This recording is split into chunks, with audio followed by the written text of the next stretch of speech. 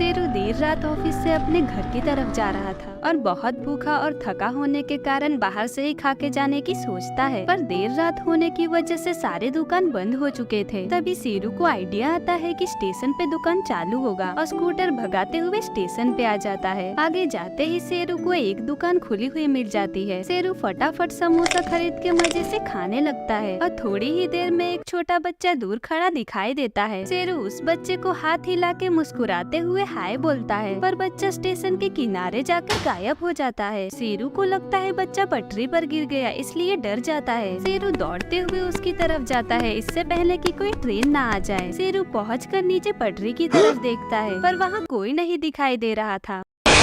शेरू डरते हुए चौंक कर पीछे गिर जाता है और उठकर तेजी से स्कूटर की तरफ भागता है और अपने स्कूटर को स्टार्ट करके भागने लगता है, पर शेरू डर के कारण गलत रास्ते पर आ चुका था। और अचानक शेरू को बहुत सारे झटके महसूस होते हैं, क्योंकि शेरू ट्रेन की पटरी पे स्कूटर चला रहा था और रास्ते के जंगल में एक आदमी पीछे इशारा करते हुए घूर रहा था। आगे जाने पर फिर एक चुड़ैल वैसे ही पीछे की तरफ इशारा कर रही थी। शेरू पीछे मुड़ के देखता है तो एक भयानक धुआं उसकी तरफ आ रहा था और अचानक धुआं अपने अंदर समा लेता है और शेरू कंकाल में बदल जाता है।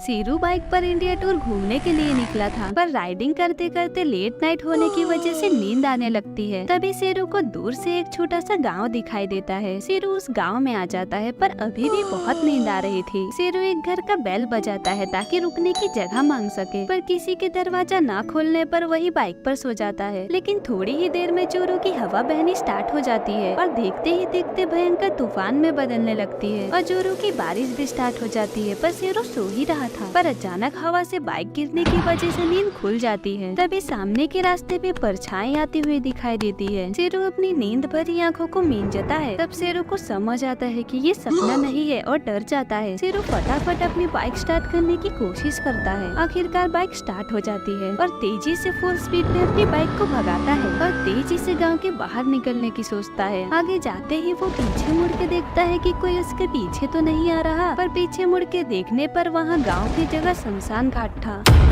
शेरू अपना आईफोन चलाते चलाते देर रात घर आ रहा था। तभी शेरू को दबी कदमों की आवाज आती है और अचानक पीछे मुड़ते ही दो लोग सर पे लकड़ी से हमला कर देते हैं और शेरू का आईफोन छीनकर वहां से भाग जाते हैं। और शेरू बेचारा कुछ नहीं कर पाता और बेहोश हो जाता है। 2 घंटे बाद शेरू को नींद खुलती है। शेरू तुरंत दौड़ते हुए अपने घर की तरफ भागता है और सारी टेंशन में बातें अपने पापा को बताता है। शेरू के पापा तुरंत पुलिस स्टेशन में फोन करके सब बातें बताते हैं। थोड़ी ही देर में पुलिस आती है और इलाके का जायजा करती है, पर अफसोस पुलिस को कोई भी सबूत नहीं मिलता और वापस चली जाती है। बेचारा शेरू पापा से दूसरा आईफोन देने की रिक्वेस्ट करता है, पर पापा फिर से हमला होने की टेंशन की वजह से मना कर देते हैं। बेचारा शेरू अगले दिन अपने दोस्त चिट्टू को सब बता देता है। चिट्टू बोलता है तो हम आईफोन को ट्रैक भी तो कर सकते हैं, और थोड़ी ही देर में चिट्टू आईफोन ट्रैक करने में कामयाब हो जाता है। फिर दोनों ट्रैक करते करते शहर में जाने लगते हैं और चिट्टू शेरू के बाजू वाले घर की तरफ इशारा करता है। शेरू को बहुत गुस्सा आता है, पर वो कुछ नहीं कर पा रहा था। बट रात होते ही दोनों बोतल में पेट्रोल भर के ले आते हैं और घर के चारों तरफ छिड़कने लगते हैं। फिर उसमें आग लगा देते हैं, जिसमें लोगों के चीखने की आवाजें आ रही थी। शेरू और चिट्टू तेजी से वहाँ से भागने लगते हैं, इससे पहले कि कोई देख न ले, और अपने अपने घर पर आकर सो जाते हैं। पर शेरू को एम्बुलेंस की आवाज साफ सुनाई दे रही थी। आखिरकार सुबह हो जाती है और अब शेरू अच्छा फील कर रहा था। पर स्कूल जाते वक्त देखता है टीवी पे वही न्यूज चल रही है जिसमें 3 लोगों की जान चली गई। शेरू और चिट्टू नॉर्मली क्लासेस अटेंड करते हैं जैसे कुछ हुआ ही ना हो, पर आखिरकार पुलिस सीसीटीवी फुटेज से पहचान ही लेती है और शेरू और चिट्टू दोनों जेल में बंद हो जाते हैं। पर एक दिन मिस्टीरियसली दोनों की कंकाल जेल में पड़ी मिलती है। कहा जाता है कि ये वही 3 आत्माओं ने किया है जिनकी मौत आग में हुई थी।